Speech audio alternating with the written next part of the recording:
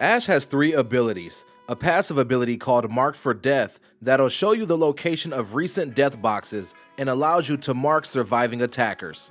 Her passive ability provides your team with a little bit of reconnaissance information by scanning a death box and locating the surviving attackers, which could still be within proximity. This could allow you to better plan your next move accordingly. Her tactical ability is called Arc Snare, which is a spinning snare that damages and tethers the first enemy that gets too close. This ability is best used to catch an enemy off guard and allow for your squad to simultaneously shoot at them. On the other hand, it can be utilized to discourage an enemy from aggressively attacking you and trying to shoot at you at close range.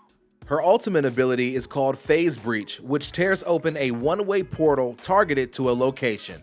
This ability can be used in many ways. You can use it to enter a fight from a position that the enemy wouldn't usually expect.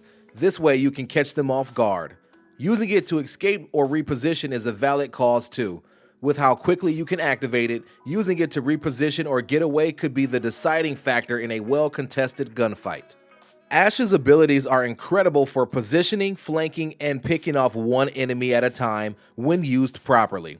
With her ability to create diversions and move freely, it can be difficult for enemies to keep track of her and can be great for catching enemies off guard and giving your team the early fight advantage.